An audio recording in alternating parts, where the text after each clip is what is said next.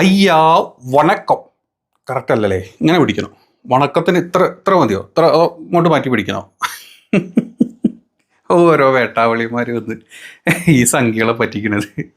ഈ സംഖ്യ കുഞ്ഞുങ്ങളെ പറ്റിക്കാൻ വളരെ ഈസിയാണ് കേട്ടോ. അപ്പം നിങ്ങളെല്ലാവരും കണ്ടിട്ടുണ്ടാവും അല്ലേ? കഴിഞ്ഞ ദിവസം അതായത് രാഹുൽ ഗാന്ധി തോറ്റതോടുകൂടി രാഹുൽ ഗാന്ധി പട്ടായക്ക് ടൂറ് പോയേ എന്നൊക്കെ പറഞ്ഞിട്ട് കുറേ ഊളകൾ, സത്യം പറഞ്ഞാൽ കുറേ, ഒന്നും രണ്ടൊന്നല്ല, ഒരുപാട് ഊളകൾ തിരിച്ചും മറച്ചും ഒക്കെ വീഡിയോ ഇടുന്നത് നമ്മൾ കണ്ടു അല്ലേ? നിങ്ങളും കണ്ടിട്ടുണ്ടാവും. നമ്മളെല്ലാവരും വീഡിയോ ഇടുന്നത് കണ്ടു. അപ്പം ഈ കുണ്ടന്മാരെ കൊണ്ട് വലിയ കഷ്ടമാണ് ഇമ്മാതിരി ഊളത്തര തന്നെ കാണിച്ചുകൊണ്ടിരിക്കുന്നത്. സത്യത്തിൽ രാഹുൽ ഗാന്ധി പോയോ?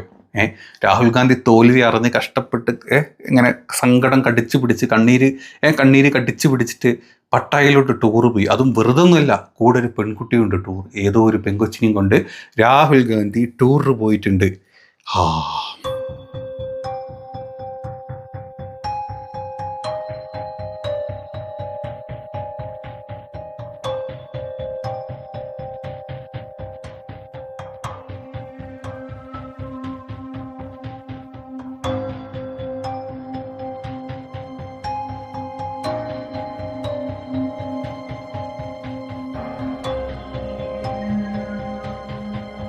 അങ്ങനുണ്ട്. ഇതാണ് നമ്മുടെ BJP അല്ലെങ്കിൽ സംഘ പരിവാൺ ചാനലുകളിലൊക്കെ കൊട്ടിഘോഷിച്ച് വന്നിട്ടുള്ള ന്യൂസാണ്. അത് മൂത്തതും ചെറുതും വേളയതും അല്ലെങ്കിൽ എല്ലാ ടൈപ്പും ഉണ്ട്. എല്ലാം കൂടെ അങ്ങ് ചാടി വീണിട്ടുള്ള അതിലിട്ട ഫോട്ടോസാണ് ഈ കാണുന്നത് കേട്ടോ. അതിൽ കണ്ടിട്ടുള്ള അല്ലെങ്കിൽ ഈ പരിവാണങ്ങൾ ഇട്ടിട്ടുള്ള ഫോട്ടോസാണ് നമ്മൾ ഈ കണ്ടുകൊണ്ടിരിക്കുന്നത്. സത്യത്തിൽ രാഹുൽ ഗാന്ധി പോയോ? രാഹുൽ ഗാന്ധി ഇന്ത്യ വിട്ട് മുങ്ങിയോ? പരിവാൺസ് പറയുന്ന പോലെ രാഹുൽ ഗാന്ധി പോയോ എന്നുള്ളത് നമ്മൾ നോക്കിക്കഴിഞ്ഞാൽ ഈ പറഞ്ഞ ഫോട്ടോ ഇപ്പോഴൊന്നും അല്ല, ഇത് പഴയൊരു ഫോട്ടോ. സത്യത്തിൽ ഈ ഫോട്ടോ നമ്മുടെ എന്താ പറയുക, കൂടെയുള്ള ആ പെൺകുട്ടി, അതാണല്ലോ എല്ലാവർക്കും അറിയേണ്ടതില്ലേ, ആരാണ് കൂടെയുള്ള പെൺകുട്ടി? കൂടെയുള്ള പെൺകുട്ടിൻ്റെ പേരാണ് മിറായ വാദ്ര എന്നെവിടോ കേട്ടിട്ടുണ്ടാവൂലേ? അതെ, ഒന്നുമില്ല, നമ്മുടെ പ്രിയങ്ക ഗാന്ധിയുടെ മകളാണത്. അതായത് രാഹുലിൻ്റെ സഹോദരി പ്രിയങ്ക ഗാന്ധിയുടെ മകളാണ് ആ കൂട്ടത്തിലുള്ള കൊച്ച്.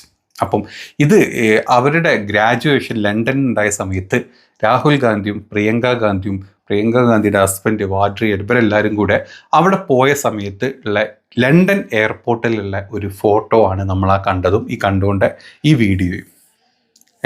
അതിൻ്റെ ബാക്കപ്പ് ഫോട്ടോസും വീഡിയോസും ഒക്കെ ഇപ്പോൾ വന്നിട്ടുണ്ട്. അപ്പം ഇങ്ങനൊരു ഫോട്ടോ എവിടുന്നോ എടുത്ത് വെച്ചിട്ട് ഈ സംഘപരിവാണങ്ങളെല്ലാം കൂടെ രാഹുൽ ഗാന്ധി പട്ടായക്ക് ടൂറ് പോയി, ഇവിടെ ഇന്ത്യ മുന്നണി തോറ്റു, രാഹുൽ ഗാന്ധി പട്ടായക്ക് പോയി, കൂടെ ഒരു പെണ്ണുണ്ട്. ഇത് കണ്ടു കഴിഞ്ഞാൽ ഈ എനിക്ക് മനസ്സിലായി ശാഖക്കുണ്ടന്മാർ, ഈ മറ്റേ ഇവന്മാർക്ക് ശാഖയിൽ ഇരുന്ന് കുണ്ടനടിച്ചാൽ പോരെ, ഇമ്മാതിരി വണക്ക വീഡിയോ ഇടാനും ഇമ്മാതിരി കോണക വീഡിയോ ഇടാനൊക്കെ വരുന്നോ? നിങ്ങൾ അവിടെ അങ്ങ് സുഖിച്ചിരിക്കി. ചെറിയ പിള്ളേരെ കിട്ടും നിങ്ങൾക്ക് അവിടെ. ഈ പാവപ്പെട്ട പിള്ളേരെ കൊണ്ട് ആ അനന്തു മരിച്ച ഒന്നും ആയിട്ടില്ല, അത് എവിടെയെന്ന് പോലും നമുക്കറിയില്ല. ആ കേസ് ഇപ്പം എന്തായി നിങ്ങൾ ആർക്കെങ്കിലും അറിയോ?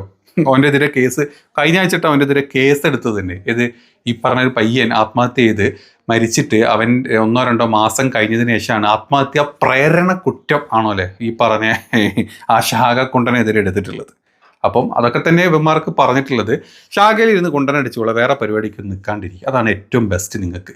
അപ്പം രാഹുൽ ഗാന്ധി പോയത് എവിടെയെന്നും, രാഹുൽ ഗാന്ധി അത് കഴിഞ്ഞിട്ട് ഇന്നലെ എന്താ പറയുക, ഖാർഗേൻ്റെ വീട്ടിലുണ്ടായിരുന്ന ഒരു മീറ്റിംഗ് കാര്യങ്ങളൊക്കെ ഉണ്ടായിരുന്നു. രാഹുൽ ഗാന്ധി അവിടെയും വന്നിട്ടുണ്ട്, അവിടുന്ന് പോയിട്ടുമുണ്ട്. ഇന്ത്യയിൽ തന്നെ ആളുണ്ടാവും. എങ്കിലും ഇതുപോലത്തെ അതായത് ഒരാൾ ഇത്രയും കടന്ന് സത്യം പറഞ്ഞിട്ട് ഇന്ത്യയിലെ ഡെമോക്രസിനെ ചുട്ട് കൊന്നുകൊണ്ടിരിക്കുന്ന ഈ ഇന്ത്യൻ ഗവൺമെൻറ്റിൻ്റെയും നമ്മുടെ ഇലക്ഷൻ കമ്മീഷൻ്റെയും നമ്മുടെ സകലമാന സിസ്റ്റത്തിൻ്റെയും അവസ്ഥകൾ പല പ്രാവശ്യം പല രീതിയിൽ തുറന്നു കാണിച്ചുകൊണ്ടിരിക്കുകയാണ്. The Bihar election result isn't a mandate, it's vote chori, a result crafted by vote chores, not by the people. So let's understand the chronology of the heist.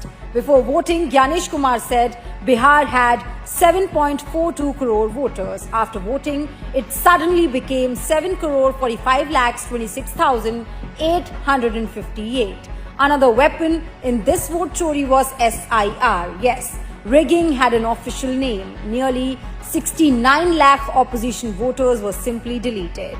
Next, the Election Commission conveniently forgot to run the software that detects duplicate voters, and what followed made the reason obvious. BJP leaders and workers from other states, people who had already voted in Delhi and Haryana were sent to Bihar to vote again. Their own social media posts exposed them. But even that wasn't enough. Bihar's voter list had 14.35 lakh fake entries. And then the final blow to any fair election. Even after the model code of conduct kicked in, Modi announced rupees 10,000 for every woman.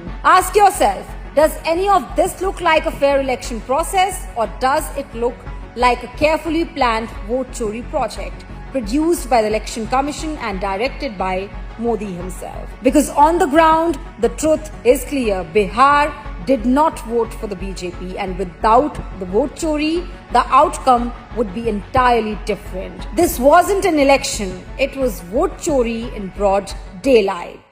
ഈ തുറന്ന് കാണിച്ച് ഈ details മൊത്തം കാണിക്കുമ്പോഴും ഈ പറഞ്ഞവന്മാർ ഇപ്പുറത്തിരുന്നിട്ട് രാഹുൽ ഗാന്ധി പപ്പുവാണ്, രാഹുൽ ഗാന്ധി അതാണ്, രാഹുൽ ഗാന്ധി ഇതാണ്, Rahul Gandhi പട്ടായക്ക് tour പോകും, മറ്റേതാവും മറിച്ചാവും എന്ന് പറഞ്ഞിട്ട് ഇയാൾ അങ്ങനെ കളിയാക്കിക്കൊണ്ടിരിക്കുക എന്നുള്ളതാണ് ഈ പാവം പറയുവാണങ്ങളുടെ ഒരു ഹോബി. ഇപ്പം അതിൻ്റെ അപ്പുറത്തോട്ട് രാഷ്ട്രീയം പറയാനില്ല. ആകെ പറയുന്നത് രാഹുലിനെ കുറേ കുറ്റം പറയണം, കുറേ എന്താ പറയുക ബീഫിൻ്റെ പേരിൽ അടി കൂടണം, അല്ലെങ്കിൽ മുസ്ലിമിനെയും ഹിന്ദുവിനെയും തമ്മിൽ അടുപ്പിക്കണം. ഇതൊക്കെ തന്നെ ഉള്ളൂ. വേറെ നമുക്ക് പ്രത്യേകിച്ച് പറയാനൊന്നും ഇല്ലാത്തതുകൊണ്ട് ഇങ്ങനത്തെ കുറേ 4 വർത്താനങ്ങൾ പറഞ്ഞ് നടക്കുന്ന ഒരു പ്രത്യേക പറയുവാൻസായിപ്പോയി നമ്മുടെ നാട്ടിലെ രാജ്യം ഭരിക്കുന്ന പറയുവാൻസ്. എന്ത് പറയാനല്ല അതിനൊക്കെ. ഇങ്ങനെയാണ്, ഇതാണ് അവസ്ഥ. ഏതായാലും ഇന്ത്യയിൽ ഏതായാലും ബോംബ് പൊട്ടിയ സമയത്ത്, ബോംബ് ബ്ലാസ്റ്റ് ഉണ്ടായ സമയത്ത്, രാത്രി ബോംബ് ബ്ലാസ്റ്റ് ഉണ്ടായി പിറ്റേന്ന് രാവിലെ തന്നെ നമ്മുടെ ഭൂട്ടാൻ പ്രധാനമന്ത്രിൻ്റെ ബർത്ത്ഡേ പാർട്ടിക്ക് പോയ ടീമൊന്നും അല്ലല്ലോ അല്ലേ നമ്മുടെ രാഹുൽ ഗാന്ധി. നമുക്കങ്ങനെയൊക്കെ ഉണ്ട്. നമ്മുടെ മൂത്തപ്പൻ നമ്മുടെ 56 ഇഞ്ച് നേരെ ബർത്ത്ഡേക്കാണ് പോയിരുന്നത്. ബർത്ത്ഡേ കഴിഞ്ഞ് തിരിച്ച് വന്നിട്ടാണ് ആ ഹോസ്പിറ്റലിലെ ആൾക്കാരെ കാണാനും അവിടുന്ന് നേരെ ബീഹാറിലോട്ടും ഒക്കെ പോയിരുന്നത്. പണ്ട് എന്താ പറയുക, ഈ പെഹൽഗാം അറ്റാക്ക് ഉണ്ടായ സമയത്ത് പുള്ളി എവിടെയായിരുന്നു? അങ്ങ് സൗദി അറേബ്യയിലായിരുന്നു, സൗദിയിൽ. എന്നിട്ട് അവിടുന്ന് 2 ദിവസത്തെ പരിപാടിയൊക്കെ സ്റ്റോപ്പ് ചെയ്ത് ഓടി വന്ന് നമ്മൾ വിചാരിച്ച് ഇപ്പം പെഹൽഗാം സന്ദർശിക്കും. പോട്ടെ, പെഹൽഗാം അല്ല, ഡൽഹിയിൽ ഉന്നതതല യോഗങ്ങൾ വരുത്തിയിട്ട് നമ്മൾ വലിയ വലിയ സംഭവങ്ങൾ ചർച്ച ചെയ്യുന്ന വിചാരിച്ചിട്ട് ഇല്ല. അണ്ണൻ നേരെ ഡൽഹിയിൽ ഇറങ്ങിയ ഒരു ഒറ്റ പോക്ക ഇങ്ങോട്ടാ ബീഹാറിലോട്ട്. എന്താ അവിടെ നിതീഷ് കുമാറിൻ്റെ ആസനം താങ്ങി 2-3 പരിപാടിക്ക് പങ്കെടുക്കണം. ഇലക്ഷൻ്റെ മുമ്പായിട്ട്, അന്നാണല്ലോ 2-3 ദിവസം മുമ്പത്താണല്ലോ ഇലക്ഷൻ പ്രചാരണത്തിൻ്റെ ഭാഗമായിട്ട് ആസനം താങ്ങിയിട്ടില്ല. ഇപ്പം ചിലപ്പം ഇവിടുന്ന് കുത്തുകാലായിട്ട് വലിക്കും. കുത്തുകാല് വലിച്ചു കഴിഞ്ഞാൽ നമ്മളിവിടെ കേന്ദ്രത്തിൽ വെക്കും. അപ്പോൾ പിന്നെ പെഹൽഗാമൊക്കെ അവിടെ നിൽക്കട്ടെ, അത് ഞാൻ തിരിച്ച് വന്നിട്ട് അറ്റൻഡ് ചെയ്യാമെന്നും പറഞ്ഞാൽ ഒരൊറ്റ പോക്ക് പോയി അങ്ങോട്ട്. അങ്ങനെ ബീഹാറിൽ 4 ദിവസം കഴിഞ്ഞ് തിരിച്ച് വന്നിട്ടാണ് പിന്നെ പെഹൽഗാം എന്തായി, നമുക്ക് ഓപ്പറേഷൻ സിന്ദൂർ വെടിവെച്ച് വീത്തറെന്നും പറഞ്ഞിട്ട് പിന്നെ പുറത്തിറങ്ങിയത്. ഇതാണ് നമ്മുടെ ഉലകം ചുറ്റും വാലിബൻ്റെ അവസ്ഥ. വാലിബൻ ഉലകം ചുറ്റിക്കൊണ്ടിരിക്കും. വാലിബൻ ഉലകം ചുറ്റിയാലും എന്തായാലും കുഴപ്പമില്ല. പേരുദോഷമൊക്കെ പാവം രാഹുൽ ഗാന്ധിൻ്റെ തലയിലിടും. അത് കണ്ട് കൈയടിക്കുന്ന ഇങ്ങനത്തെ പല ടൈപ്പ് വെട്ടാവളിയന്മാരും വീഡിയോ ആയിട്ടും മറ്റ് പല സാധനങ്ങളായിട്ടും ചെയ്തുകൊണ്ടിരിക്കും. ഇത് കണ്ട് പുളകം കൊണ്ട് വിജൃംഭിച്ചിരിക്കുന്ന കുറേ സംഘപരിവാണങ്ങൾ, വീട്ടിൽ പട്ടിണി കിടന്നാലും വേണ്ടില്ല, ഇതൊക്കെ കണ്ട് സുഖിച്ചിരിക്കുന്ന കുറേ ആൾക്കാരാണ് നമ്മുടെ നാട്ടിലുള്ളത്. ആൾക്കാരെ മിസ്ലീഡ് ചെയ്യുന്നത് നിങ്ങൾക്ക് എങ്ങനെയെന്ന് മനസ്സിലായില്ലേ?